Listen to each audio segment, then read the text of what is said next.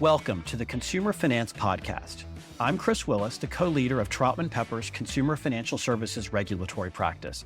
And today I'm going to be talking about what to make of, or at least what I make of, the recent changes that the CFPB made in its rules for designating non-banks subject to supervision because they pose risks to consumers. But before I jump into talking about that topic, let me remind you to visit and subscribe to our blogs, TroutmanPepperFinancialServices.com and ConsumerFinancialServicesLawMonitor.com. And don't forget about our other podcasts. We have lots of them. We have the FCRA Focus, all about credit reporting. We have the Crypto Exchange, all about crypto. We have Unauthorized Access, which is our privacy and data security podcast. And finally, our newest podcast, Payments Pros, which is all about the payments industry.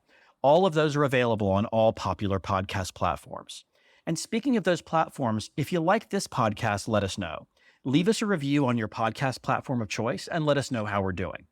And don't forget to check out our handy mobile app. Our mobile app provides one-stop access to all of our blogs, all of our alerts and thought leadership content, and you can listen to all of our podcasts right in it.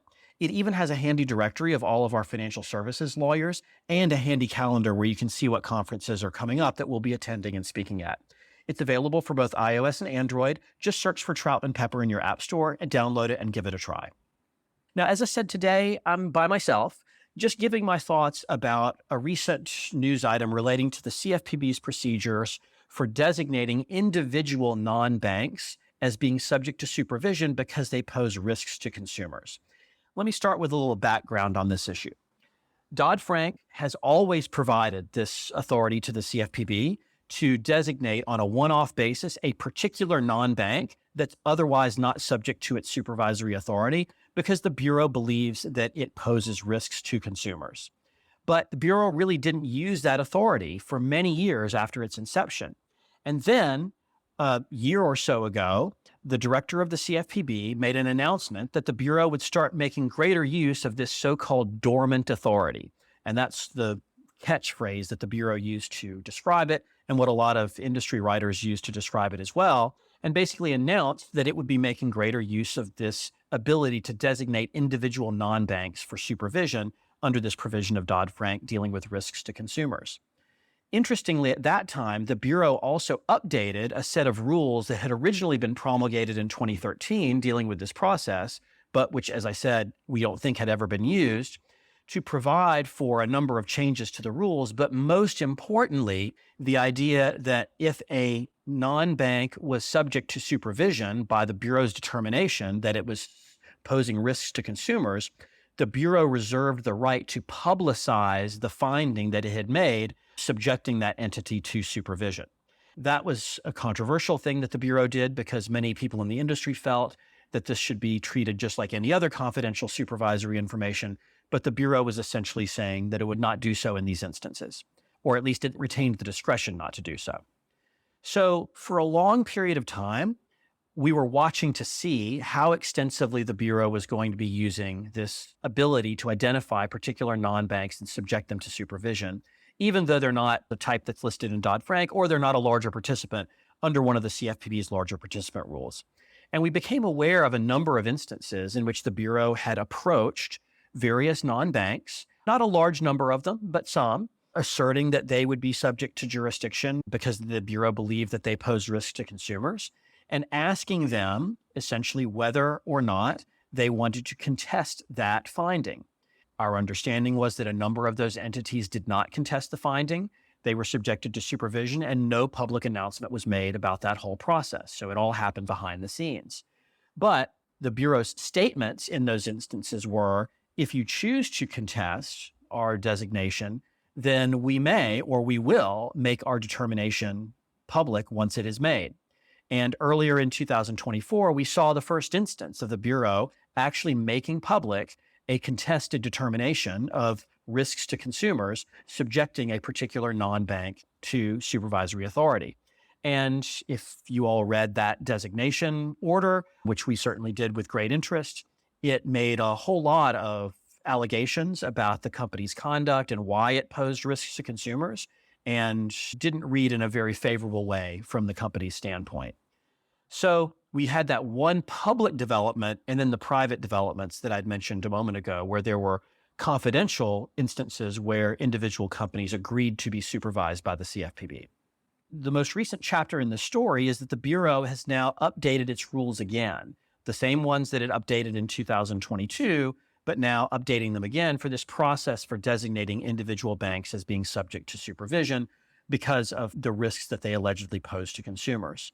Now, the rule changes for the most part are pretty procedural in nature. They have to do with changing time periods and who within the CFPB will make which determination at which time and what filings and what responses will be provided and how they can be filed and served and the time within which it'll happen, and even a word limit for responding to a bureau's notice that it may subject an entity to supervision.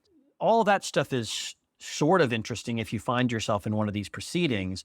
But to me, the big takeaway from the change in the rules was the fact that the CFPB confirmed in the rules now that if an entity consents voluntarily to be subject to supervisory jurisdiction in response to one of these notices, then that determination will not be made public. But if it contests it, then it may be made public by the Bureau, as it did with the example earlier in 2024, which of course we wrote about on our blog.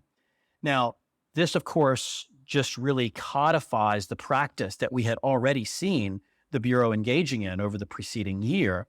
But it's interesting that they've now signaled to the market essentially the same thing that they had signaled privately to these other entities that they subjected to jurisdiction on a voluntary basis. And that is, you can keep your confidentiality as long as you don't fight our designation.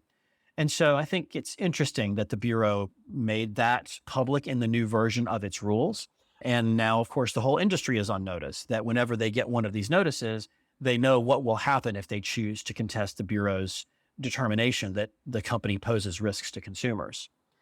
I think also the fact that the rules were updated would have to suggest to us as observers that the Bureau continues to intend to use this authority, that the relatively small number of entities that have been designated for supervision thus far weren't the end of the road with respect to this issue, but rather were really just the start, and that the Bureau intends to continue using this so-called previously dormant authority to designate particular non-banks for supervision when they otherwise aren't subject to the Bureau's supervisory authority. I think what it means is for non-banks who aren't subject to supervision, they need to sort of be on the lookout for this to potentially happen to them, particularly if they have a higher profile in the industry because of market position or number of complaints or private litigation or interaction with state regulators or the other things that might bring them to the attention of the Bureau in a way that would lend support to a Bureau conclusion that they pose risks to consumers. And if you happen to be in a non-bank like that, then I think it's a good idea to prepare for what supervision might be like for you. That would be a worthwhile investment if you end up being supervised, but also a worthwhile investment in making sure you build the kind of compliance management system that can catch complaints, engage in internal monitoring, and fix problems before they ripen into regulatory enforcement proceedings, which of course is in the company's best interest in the first place, whether you're subject to supervisory jurisdiction of the CFPB or not. So we'll of course be keeping our ears to the ground to see how much more we see the Bureau using this authority to designate non-banks for supervision. We'll comment on it when we can on our blogs or on this podcast. But we wanted to cover this development and tell you what we thought of it in terms of its importance to the industry. And as I said, it doesn't tell us much new that we didn't already know, but it reinforces what we already knew and reinforces the importance to the Bureau of continuing to use this authority, which again is granted to it right there in the text of Dodd-Frank. I appreciate everybody listening today. As I said, don't forget to visit and subscribe to our blogs, TroutmanPepperFinancialServices.com and ConsumerFinancialServicesLawMonitor.com. And while you're at it, why not visit us over at Troutman.com and add yourself to our Consumer Financial Services email list. That'll allow us to send you copies of our alerts and advisories that we send out from time to time, as well as invitations to our industry-only webinars that we also put on pretty frequently. And don't forget about our handy mobile app. Just search for Troutman Pepper in your app store and check it out. And of course, stay tuned for a great new episode of this podcast every Thursday afternoon. Thank you all for listening. Copyright Troutman Pepper Hamilton Sanders, LLP. These recorded materials are designed for educational purposes only. This podcast is not legal advice and does not create an attorney-client relationship. The views and opinions expressed in this podcast are solely those of the individual participants. Troutman Pepper does not make any representations or warranties, express or implied, regarding the contents of this podcast. Information on previous case results does not guarantee a similar future result. Users of this podcast may save and use the podcast only for personal or other non-commercial educational purposes. No other use, including, without limitation, reproduction, retransmission, or editing of this podcast may be made without the prior written permission of Troutman Pepper. If you have any questions, please contact us at troutman.com.